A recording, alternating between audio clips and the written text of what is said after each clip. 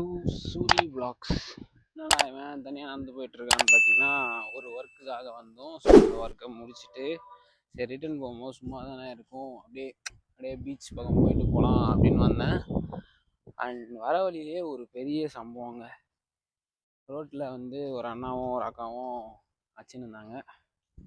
So அது அவங்களோட personal, நம்ம அதை வீடியோ எடுக்க முடியாது. பட் ஒரே விஷயந்தான், நீங்கள் உங்கள் பார்ட்னருக்கு மிக்ஸ்டு எமோஷனை காட்டி லவ் பண்ணிங்கன்னா கரெக்டாக இருக்கும். ஏன் சொல்கிறேன்னா, ரொம்ப நாள் உங்களால் நல்லவனா நடிக்க முடியாது. எவ்வளோ நாள் தான் சிரிச்சிட்டே இருப்பீங்க அவங்க என்ன பண்ணாலும் சரி. ஸோ ஒரு நாள் நீங்கள் கண்டிப்பாக பர்ஸ்ட் அவுட் ஆவீங்க. ஸோ அந்த டைமில் நீங்கள் உங்கள் எமோஷன்ஸை காட்டும் போது அவங்களுக்கு எப்படி இருக்குன்னா, இவன் என்ன இவ்வளோ வருஷம் நல்லா தானே இருந்தான், இப்போ மாறிட்டான் அப்படின்னு சொல்லிட்டு சண்டைலாம் வரும். அந்த மாதிரி சண்டைலாம் வரக்கூடாதுன்னா நீங்கள் உங்கள் பார்ட்னருக்கு மிக்ஸ்டு எமோஷன் காட்டணும். உங்களால் அவங்க சஃபர் ஆகட்டும், உங்களால் அவங்க ஹர்ட் ஆகட்டும், உங்களால் அவங்க சிரிக்கட்டும், உங்களால் அவங்க சந்தோஷமாக இருக்கட்டும், எதாக இருந்தாலுமே உங்களால் இருக்கட்டும். அப்போ தான் இன்னும் அந்த லவ் டெவலப் ஆகும், ஸ்ட்ராங் ஆகும். ஸோ நீங்கள் பண்ண வேண்டிய விஷயம் எல்லாமே உங்கள் பார்ட்னருக்கு மிக்ஸ்டு எமோஷனை காட்டுங்க.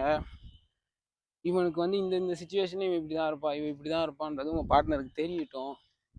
அதெல்லாம் தெரிஞ்சால் தான் உங்கள் லவ் ஸ்ட்ராங்காக இருக்கும். அண்ட் இவ்வளோ சண்டை ஆனதுக்கப்புறமாவும் அகைன் நீங்கள் அவங்களை சூஸ் பண்ணுறீங்கன்னும் போது அதுதாங்க லவ். ஸோ அதை பார்த்தோன்னே சொல்லணும்னு தோணுச்சு, சொன்னேன்.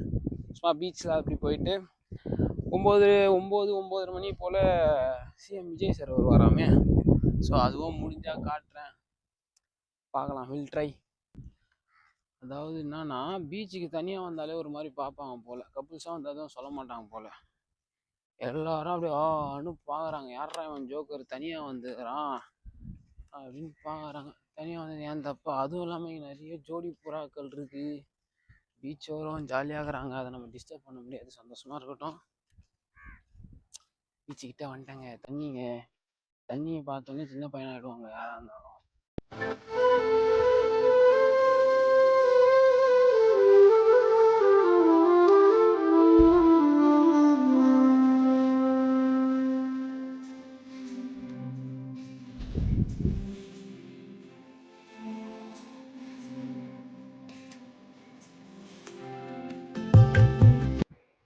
யாருங்க சொன்னா தனியாக என்ஜாய் பண்ண முடியாதுன்னு?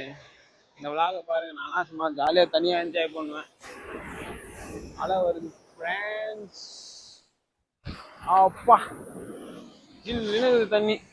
இருந்தாலும் ஃப்ரெண்ட்ஸ் கூடலாம் வந்தால் இன்னும் ஜாலியாக தான் இருக்கும். ஸோ பீச் சைட்லாம் வந்தீங்கன்னா ஜாலியாக ஃப்ரெண்ட்ஸோட வாங்க, பசங்களோட வாங்கப்பா. ஸோ தனியாக வந்தால் என்ன விருப்பம்னா, நீங்கள் எதனா திங்ஸ் எதனா வச்சுருந்தீங்கன்னு வச்சுக்கோங்களேன், அதை பாதுகாக்கிறதுக்காகவே திரும்பி பார்க்கணும். அதை பார்த்து அது இருக்கா இல்லையா இதெல்லாம் பார்த்து ஐயோ தலைவலி, அது மட்டும்தான்.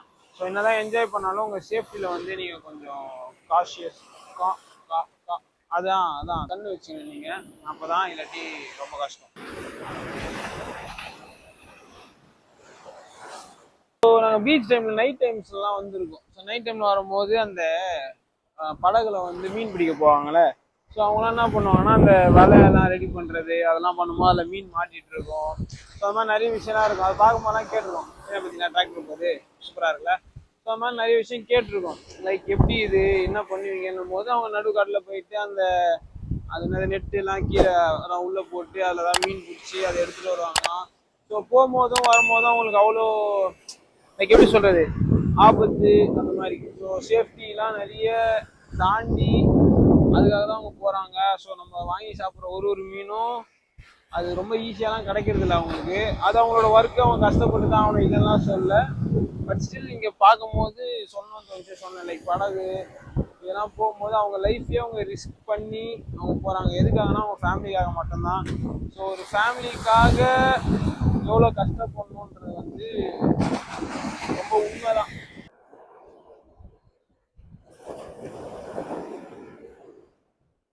காதலும் அலையும் ஒரே மாதிரி தாங்க. ஸோ எப்படின்னா, அந்த அலைக்கு தெரியும் நம்ம இந்த கடற்கரைக்கு தான் போகிறோம், அதே மாதிரி கடற்கரைக்கும் தெரியும் இந்த அலை நம்ம கிட்ட தான் வரப்போகுதுன்னு.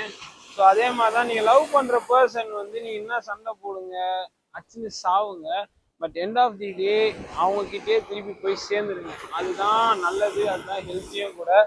ஸோ நீங்களும் காதல் பண்ணீங்கன்னா அலையும் கடற்கரை மாதிரி காதல் பண்ணுங்க, சந்தோஷமா இருங்க. நிறைய பேர் சொல்லுவாங்க, என்னப்பா உனக்கு என்ன ஜாலியா இருக்கு? ஆமா, நான் ஜாலியா தான் இருக்கேன். எதனாலனா தனியா இருக்கேன், சந்தோஷமா இருக்கேன், ஹாப்பியா இருக்கேன்.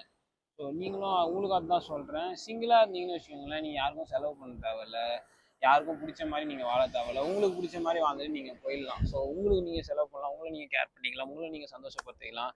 இந்த உலகத்துல உங்களை உங்களை தாண்டி வேற யாராலையும் சந்தோஷப்படுத்த முடியாது. ஸோ உங்களை நீங்க லவ் பண்ண ஸ்டார்ட் பண்ணுங்க, உங்க லைஃப் ஹாப்பியா லீட் பண்ண ஸ்டார்ட் பண்ணுங்க, உங்களுக்கு பிடிச்ச மாதிரி வாழுங்க. ஸோ வாழ்க்கை வந்து ஒரு வாட்டி தான் வாழ போறீங்க, உங்களுக்கு பிடிச்ச மாதிரி வாழுங்க. ஆனால் உங்களுக்கு பிடிச்ச மாதிரி வாழ்ற வாழ்க்கையில அடுத்தவங்களை நீங்கள் ஹர்ட் பண்ணக்கூடாது. ஸோ அடுத்தவங்களை நீங்கள் ஒன்ஸ் லைட்டாக ஹர்ட் பண்ணிட்டாலே அது வந்து நீங்கள் வாழ்றது தப்பு தான். ஸோ உங்களுக்கு பிடிச்ச லைஃப்பை நீங்கள் ஜாலியாக லீட் பண்ணலாம், பட் யாரையும் ஹர்ட் பண்ணக்கூடாது. ஸோ சந்தோஷமா இருங்க. என்ன ஒன்றுனா, இப்போ நம்ம விளாக் எடுக்கிறதுக்கு ஃப்ரெண்ட்ஸ் கூட வரோன்னா, நம்ம ஃப்ரெண்ட்ஸ் கூட அப்படியே ஜாலியாக பேசிட்டு சிரிச்சுக்கிட்டு அது ஒரு விளாக் மாதிரி போடலாம். இப்போ தனியாக வர்றதுல என்ன பிரச்சனைனா, நம்ம வந்து லூஸ் மாதிரி தனியாக பேசிகிட்டு இருக்கணும், நடுவில் தத்துவம்லாம் சொல்லணும். ஸோ இந்த மாதிரி தத்துவம் சொல்கிறதுல என்ன ஒரு ப்ளஸ்னா, இன்ஸ்டாகிராமு, யூடியூப்பில் இந்த ஷார்ட்ஸு ரீல்ஸ்லாம் போடும்போது கொஞ்சம் யூஸ் ஆகும், நல்ல கண்டென்ட் மாதிரி தெரியும். ஆனால் உள்ளே வந்து பார்த்தா தான் அது மட்டி கண்டென்ட்டாக இருக்கும், எனக்கே தெரியும். போகலாம், நல்லா தனியாக ஸ்டார்ட் பண்ணியிருக்கோம், போக போக நம்ம கூட யாருன்னா ஜாயின் பண்ணலாம், பண்ணாமலும் போகலாம். எனக்கு ஜாலியாக தான் ஆகுது, தனியாகவே நான் சுற்றின்னு இருப்பேன் ஜாலியாக. யார் துணையும் தேவையில்லை, யார் தயவும் தேவையில்லை, எனக்கு நான் இருக்கேன்.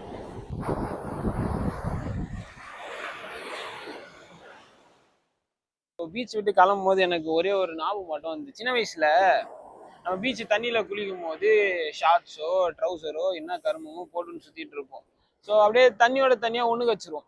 ஸோ அந்த மாதிரி அவனாச்சும் உன் ஃப்ரெண்ட்ஸ் இருந்தானா அவனை டேக் பண்ணி, மச்சான் நீ தாண்டா அது அப்படின்னு சொன்னீங்கன்னு வச்சுக்கோங்களேன், அவனுக்கும் புரியும் நம்ம மட்டும்தான் இப்படி இல்லை, நம்ம கூட இருக்கிற ஃப்ரெண்ட்ஸாக இப்படி தான் அப்படின்றது தெரியும். ஸோ மறக்காமல் அந்த மாதிரி ஆளுங்களை டேக் பண்ணுங்க.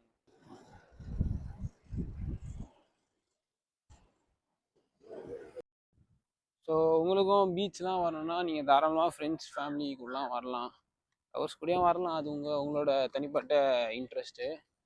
பட் நீங்கள் இது வரைக்கும் தனியாக பீச்சுக்கு வந்தது கிடையாதுன்னா தாராளமாக தனியாக வந்து பாருங்கள். வை பிகாஸ் நல்லா இருந்ததுங்க, பீஸ்ஃபுல்லாக இருந்தது, சந்தோஷமாக இருந்தது, எந்த ஒரு தாட்டும் இல்லை, ஒரு மாதிரி அமைதியாக இருந்தது. அந்த அலை சவுண்டு, அந்த காற்று நல்லா தான் இருந்தது. எனக்கும் இதுதான் ஃபஸ்ட் டைம் எக்ஸ்பீரியன்ஸ் பீச்சுக்கு தனியாக வர்றது. ஃப்ரெண்ட்ஸ் கூடலாம் வந்திருக்கேன், ஃபேமிலி கூட வந்திருக்கேன், பட் தனியாக வர்றது தான் ஃபஸ்ட் டைம். ரொம்பவே நல்லா இருந்தது. இந்த பீச்சுக்கு ஒரு நன்றி, எனக்கு ஒரு நன்றி, என்ன நான் ஹாப்பி பண்ணதுக்கு. ஸோ உங்களுக்கும் உங்களை ஹாப்பி பண்ணோன்னா தனியாக போவோம், ஒன்றும் ஆகிடாது.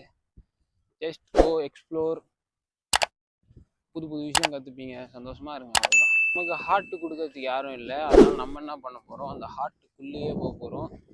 போயிட்டு நான் உங்களுக்கு காட்டுறேன். பாவம் உட்கார இடம் இல்லை போல பல கப்புள்ஸுக்கு, சேரு காலியாகுது, சேரு கீழே உட்காந்துக்கிறாங்க, பாவம் முதுகலி போல, அதனால் சாஞ்சி உட்காருவாங்க போல. 2 பேராக உட்காந்து பேசிகிட்டு இருக்காங்க. ஏதோ அது எதுவும் நம்ம சொல்ல தேவையில்லை. பாவம் ஒரு 2 குழந்தைங்க வந்து சர்க்காமரம் விளையாட்டுருந்தாங்க, அவங்க அம்மா அப்பா வந்துட்டு விஜய் வராங்க அப்படின்னு சொல்லிட்டு கூப்பிட்டு போயிட்டாங்க, பாவம்.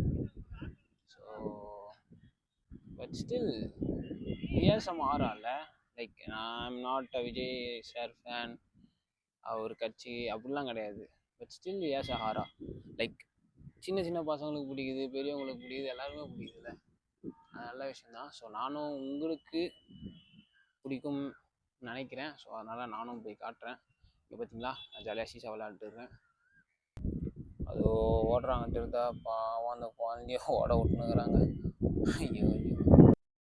அதாவது மக்களே, விஜய் சாரை நான் உங்களுக்கு காட்டுறேன் அப்படின்னு சொன்னேன், நான் மட்டும் பார்த்துட்டேன். அதுவும் நான் பீச்லேருந்து வண்டி ரோட்டில் போகிறது தெரிஞ்சுது. ஸோ அவள் தான் அவரோட டியூட்டியை பார்க்க போயிட்டார், நம்மளோட டியூட்டியை பார்க்க போயிடலாம். இங்கே நிறைய பேர் வந்து இந்த சைடில் நின்று பார்ப்பாங்க, அவங்களாம் பார்த்தா அவங்களுக்கு வந்து முட்டாள், ஏன் இவனுங்க வேலையெல்லாம் விட்டு வந்து நிற்கிறானுங்க அப்படி இப்படின்னு தோணும். ஸோ சிம்பிள் விஷயம், மனசு சொல்கிறது, உங்கள் பிரெயின் சொல்கிறத கேட்டிங்கன்னா நீங்கள் உருப்பிடுவீங்க. ஏன்னா அவங்க வந்து பார்க்கறதுனால விஜய் சாருக்கு ஒரு யூஸும் கிடையாது, அதை பார்க்குற அவங்களுக்கு ஒரு யூஸும் கிடையாது. அவங்க மனசு என்ன சொல்லுதுன்னா, ஜஸ்ட் நீ போய் பாரு அப்படின்னு சொல்லும் போது அது நம்பி போய் பார்க்குறாங்களே, நாளை பின்ன அது பார்க்கலையே, சரி நம்ம போய் அப்போ பார்த்துருக்கலாமே இப்போ பார்த்துருக்கலாமேன்னு ஃபீல் பண்ணுறது விட்டு அந்த மூமெண்ட் என்ஜாய் பண்ணுறது தாங்க லைஃபு. ஸோ உங்களுக்கு போகணுன்னு தோணுதா போய் பார்த்துருங்க.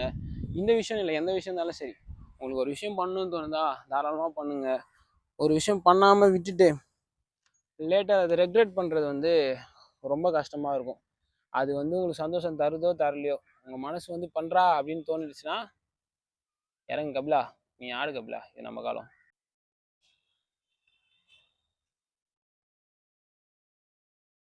ஸோ இப்போ நம்ம வந்து இங்கேருந்து கிளம்ப போகிறோம்.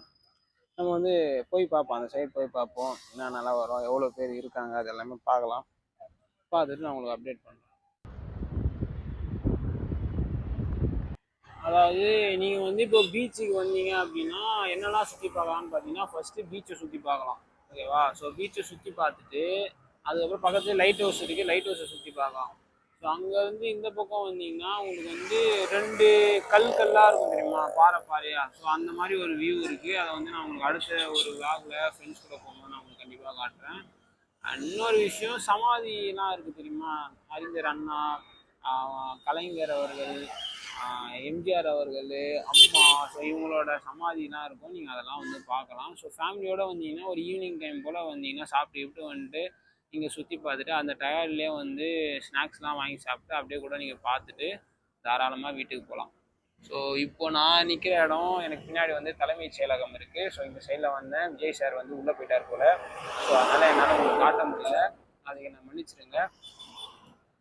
பட் எனக்கு பார்க்கணுன்னுலாம் இல்லை, உங்களுக்கு காட்டணும்னு நினச்சேன். But still okay.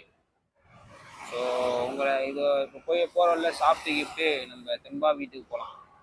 ஏன்னா தனியாக சுற்றினாலும் நம்ம சாப்பிட்ணும், அது ரொம்ப முக்கியம். இல்லை, செம்ம டயர்டுங்க. ஐயோ, அதாவது ஃப்ரெண்ட்ஸ் என்ன ஆச்சுன்னா, நான் எங்கள் அம்மாவுக்கு கால் பண்ணேன். எங்கள் அம்மாவுக்கு கால் பண்ணி இது மாதிரி வீட்டில் சாப்பாடு செஞ்சுட்டாங்களாம். ஸோ அதனால் நம்ம வெளியே சாப்பிட போகிறது இல்லை, வீட்டில் போயிட்டு ஹெல்த்தியாக சாப்பிட போகிறோம். ஸோ இதோட இந்த விளாக் முடிஞ்சிடுச்சு. உங்களை அடுத்த விளாகில் பார்க்குறேன். டாட்டா, பாய்.